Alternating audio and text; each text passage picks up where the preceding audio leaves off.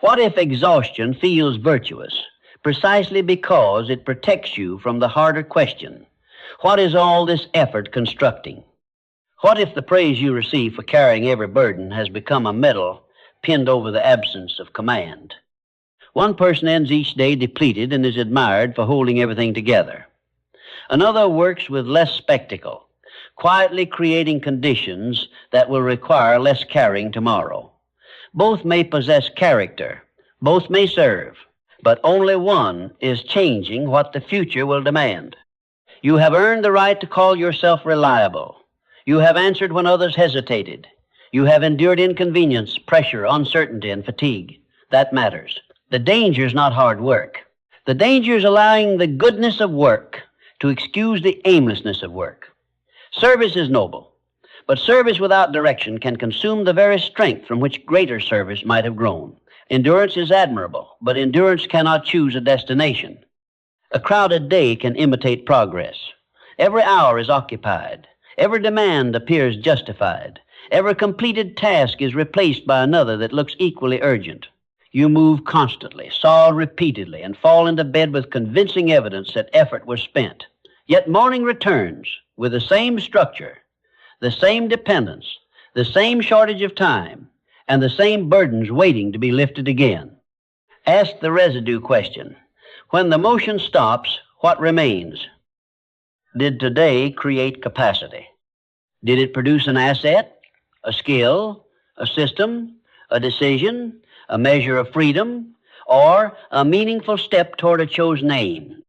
Or did it merely purchase another day identical to the one just spent? Necessary work must be honored.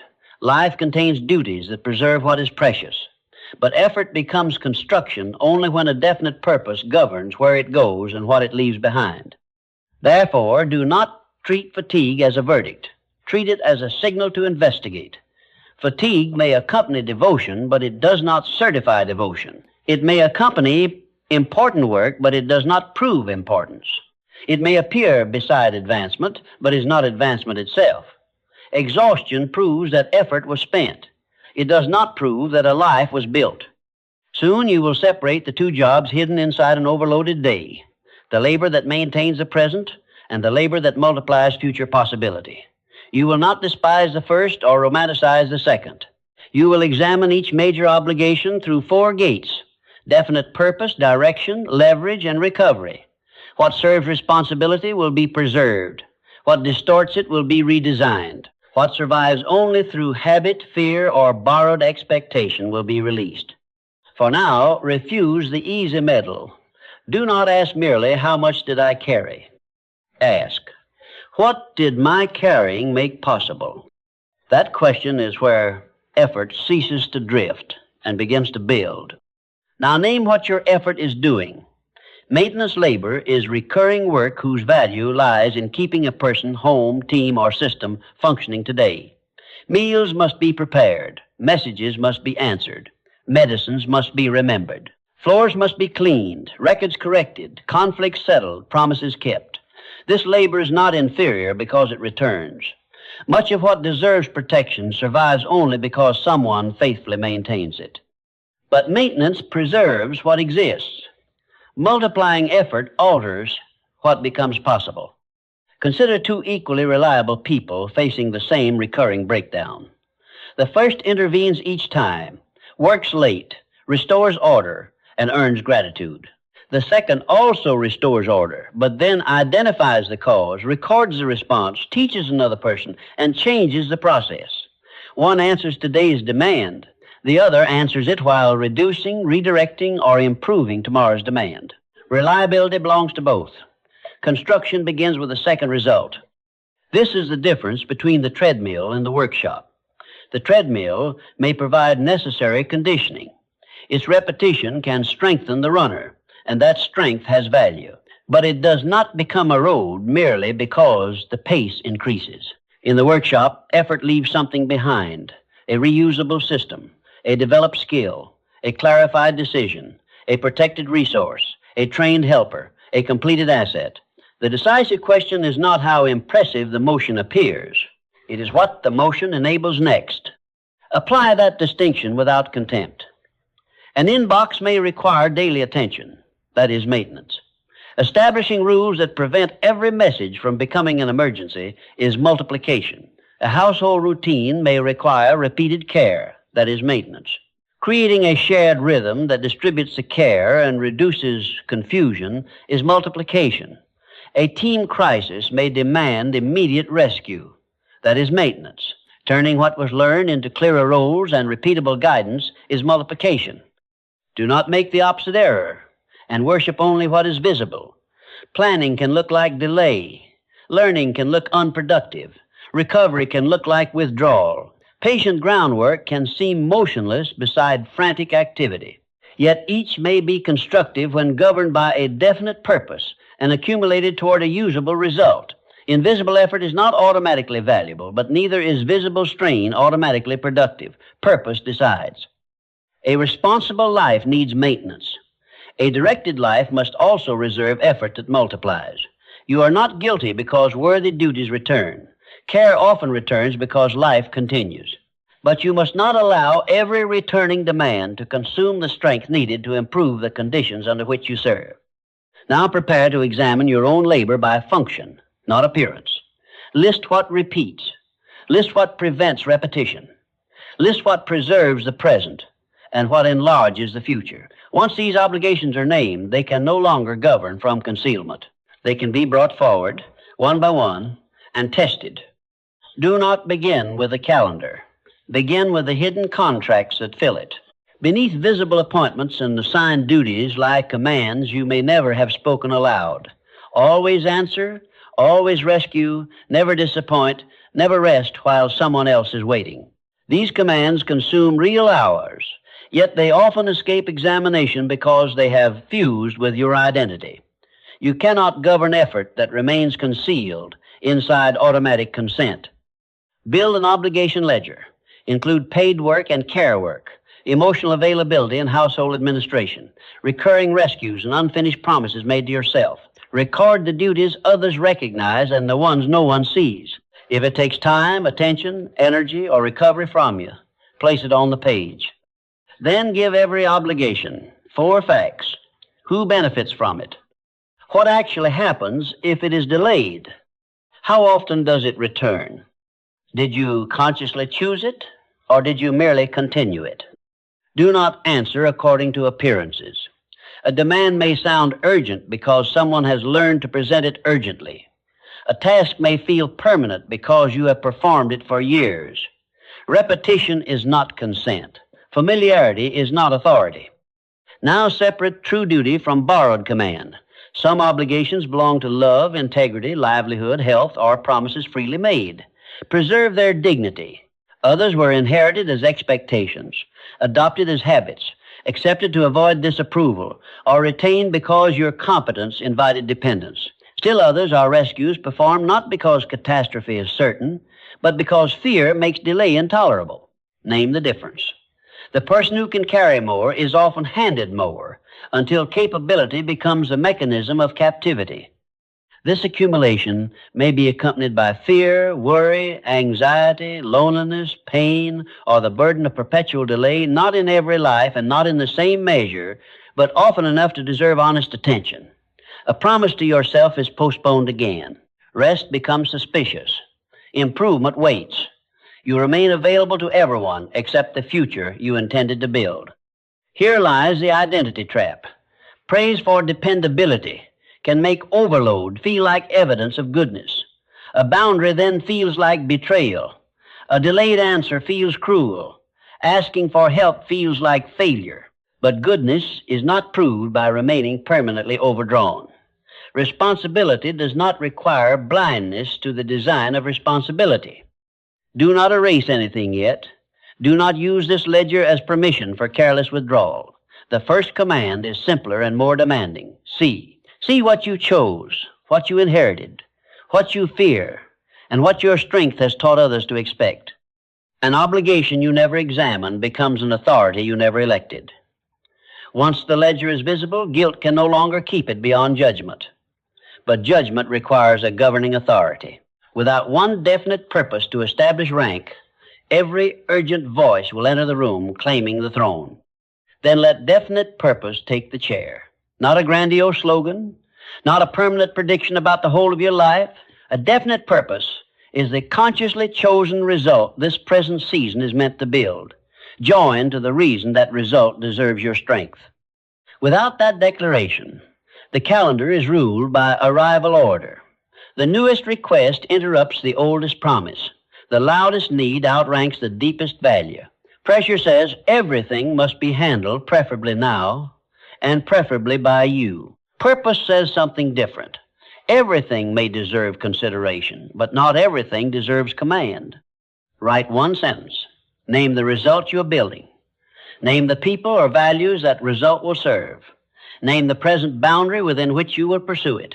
In this season I am building so that while protecting, make it plain enough to govern Tuesday morning. If it cannot influence an ordinary decision, it is decoration, not direction. Your result may be complete training that enlarges your capacity. It may be to stabilize a household after disruption, restore strength after depletion, or protect care for someone whose well-being rightly depends upon you. Do not confuse definite purpose with public ambition. A constrained season can possess perfect command when its limits are consciously chosen. Stabilization can be construction. Recovery can be construction. Care can be construction. The question is whether these acts answer to a declared aim or merely expand without boundary. Now return to the obligation ledger and apply the first gate. Ask of every entry, does this obligation directly serve the declared purpose? Does it preserve the people, health, income, trust, or order that make the purpose possible? Or does it stand outside that authority? Mark each one, serving, preserving, or outside. Do not despise the preserving duties. The foundation does not compete with the structure. It enables the structure to rise. But do not allow every familiar demand to disguise itself as foundational. Some requests support the work. Some protect the worker. Some merely consume the strength of both. When guilt protests, ask the 12-month consequence question. If this pattern repeats unchanged for 12 months, what life will it create? What capacity will it strengthen or exhaust? What dependency will it reduce or reward? A sacrifice governed by purpose can become chosen construction. A sacrifice repeated without judgment becomes reaction wearing the name of duty. This is the moral relief of priority. You are not declaring that nothing else matters. You are declaring that values require rank if they are to become real. Purpose is not another task on the list. It is the authority that gives every task its rank. The chair is occupied. Now each obligation must answer a sharper question. Even if it belongs in the room, does it actually move in the chosen direction? Purpose names a destination. Direction proves that today's motion belongs to the journey. You may have chosen the right aim and still spend the day traveling away from it. Habit can seize the route. Prestige can size it. A request can appear respectable, urgent, even generous, while carrying your strength toward a result you did not choose. Return to the ledger.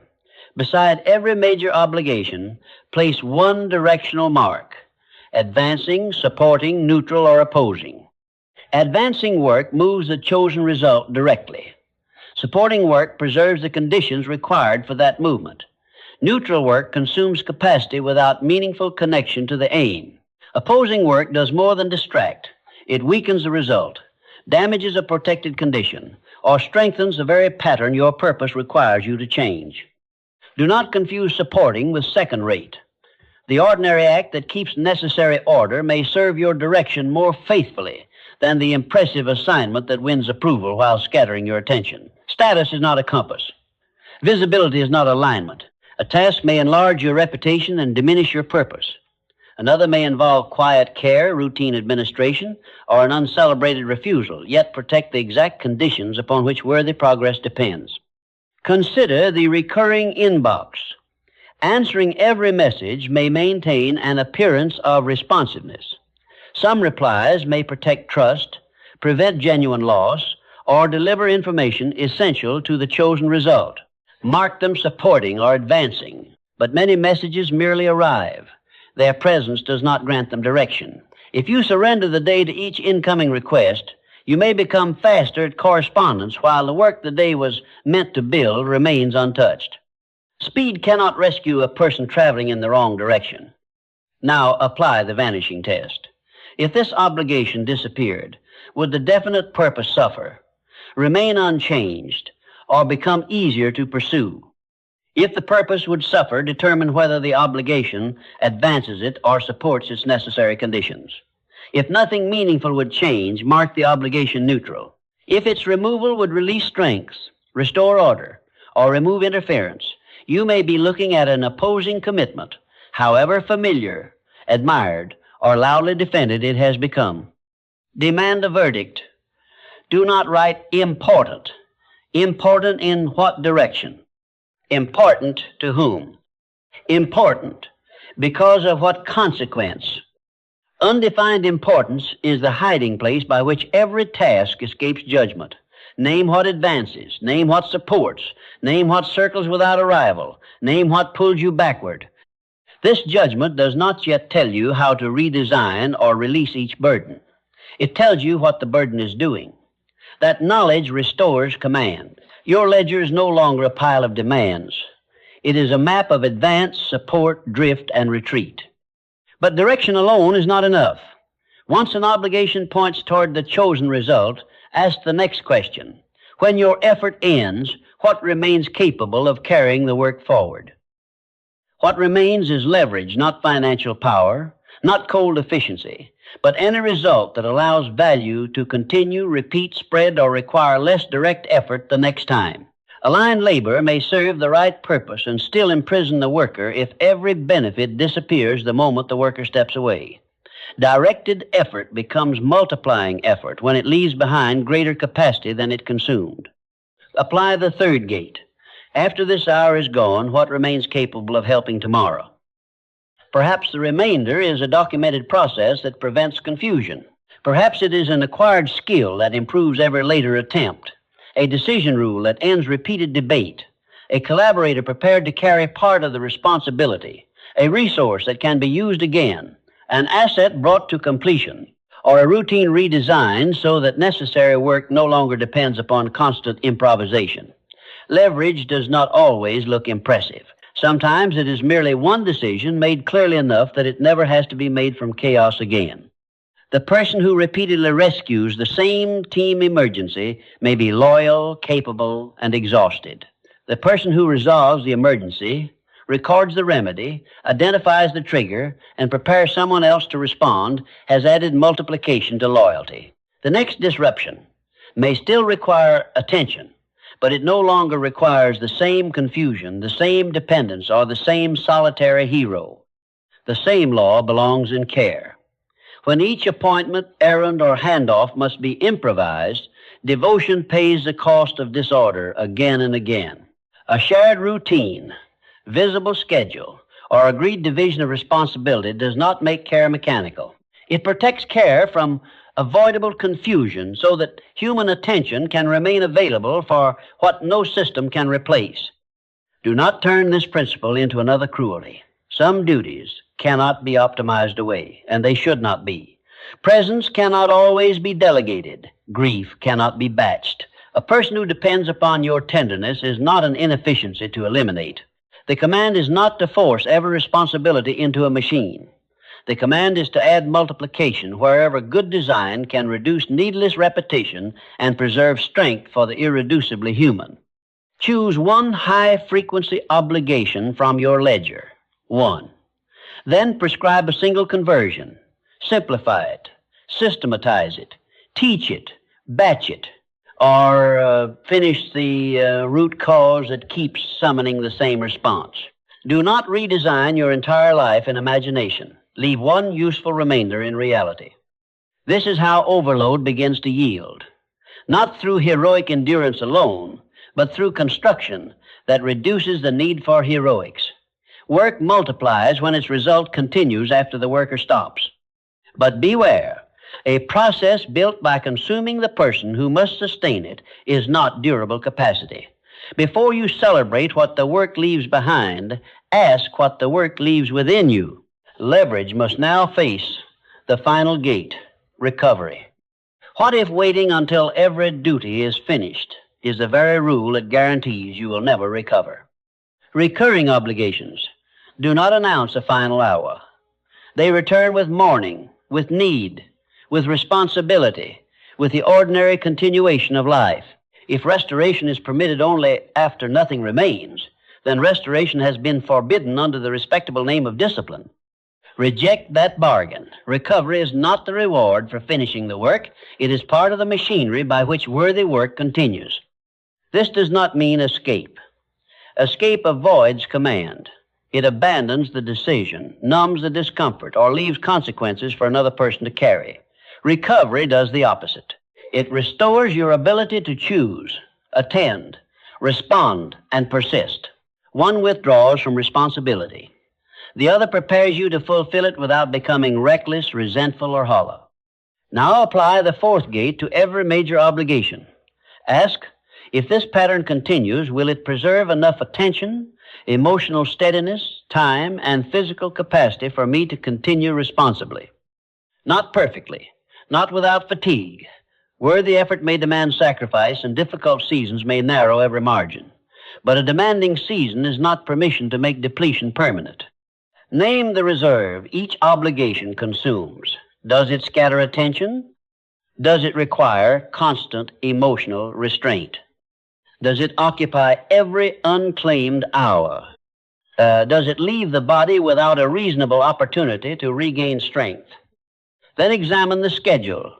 Where is the corresponding restoration? A burden that repeatedly draws from one reserve while returning nothing to it is not merely difficult. Its design is incomplete. Establish a recovery flow appropriate to your actual constraints. Protect a realistic opportunity for sleep. Claim a period of quiet. Preserve movement, sustaining connection, unclaimed time, or another restorative practice you can responsibly maintain. Do not construct an imaginary standard that adds guilt to exhaustion. Set a minimum you can defend, schedule, and repeat. The person governed by drift treats recovery as whatever remains after everyone else has taken their share. The purposeful builder places restoration inside the plan because the builder understands the instrument through which every promise must be kept. You cannot preserve care by destroying the capacity to care. You cannot sustain ambition by consuming the attention ambition requires. You cannot remain reliable by repeatedly spending every reserve. When every reserve is spent, purpose loses the very capacity required to serve it. The audit is now complete. Definite purpose established authority. Direction revealed where each obligation leads. Leverage showed what effort leaves behind. Recovery has shown whether the worker can continue. The ledger is ready for decisions. Some obligations will remain because they serve what matters. Some must be redesigned, shared, bounded, or scheduled differently. Others have survived only because guilt protected them from judgment. The next act is not abandonment. It is responsible release, changing the burden without betraying the responsibility. Insight changes nothing until the verdict becomes a decision. Your ledger has passed through purpose, direction, leverage, and recovery. Now every obligation must receive one of 5 responses: continue, concentrate, redesign, delegate, or decline and renegotiate. Do not force your life into the false choice between carrying everything and walking away from everything. Command is more exact than that. Continue what serves a definite purpose and cannot presently be altered. Some duties are essential. Some seasons impose demands that must be met before conditions can change. Accept these without resentment, but do not leave them exposed to ever lesser claim. Concentrate your strength around them. Protect the necessary obligation from interruptions, appearances, and favors that possess less consequence. When everything receives equal access to you, what matters most is eventually served with what remains. Redesign what is necessary but wasteful. Change the sequence, frequency, method, limit, or expectation. Ask whether the work can be grouped, simplified, prepared earlier, or governed by a clear rule. You do not dishonor service by removing confusion from it. You honor the duty by giving it a form that can endure. Delegate where responsibility can be shared. But do not disguise silent transfer as delegation. Clear ownership must be named.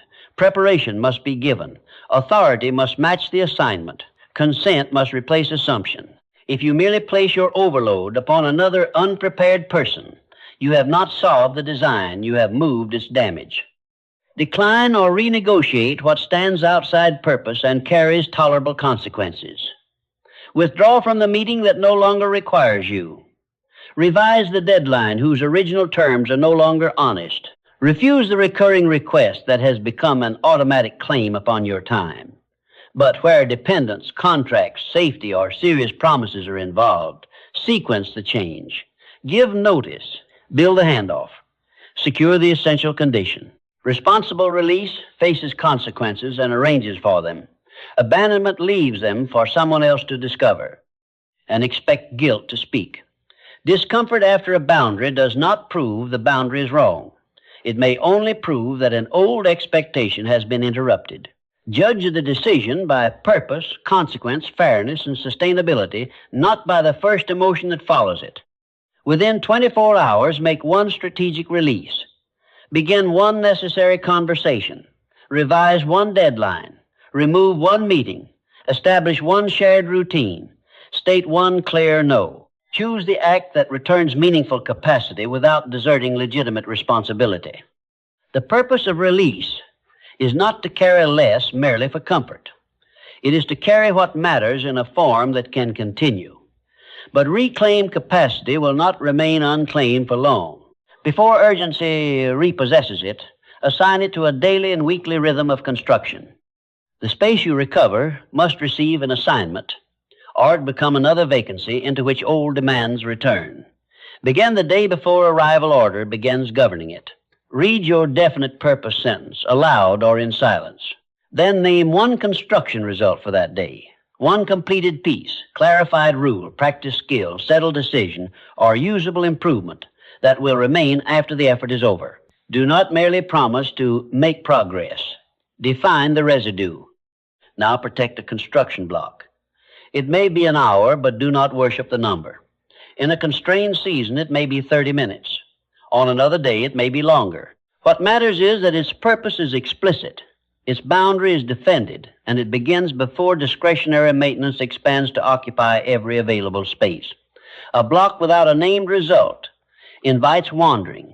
A result without protected time remains a wish. This is how the calendar submits to purpose. Give recurring demands a container. Establish a maintenance window, a response limit, or a rule for what deserves interruption.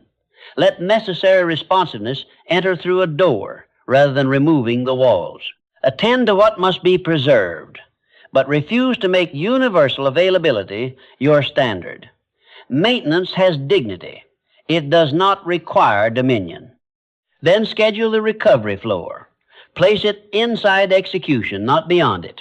Do not say you will restore yourself when every item is complete, every person is satisfied, and every uncertainty is resolved. That condition may never arrive. Protect the minimum restoration that allows tomorrow's effort to remain responsible. Purpose needs energy today, and it needs an instrument capable of returning tomorrow. At day's end, ask 3 questions. What did I maintain? What did I multiply? What must be redesigned? Answer briefly and honestly. The first question preserves respect for necessary labor. The second reveals whether the day enlarged future capacity. The third prevents recurring friction from disguising itself as fate.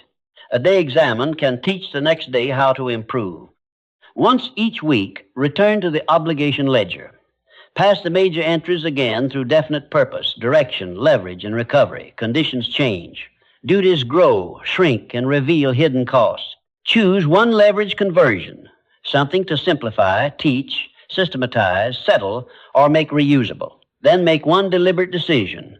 Continue an obligation, redesign it, delegate it responsibly, or release it with consequences addressed.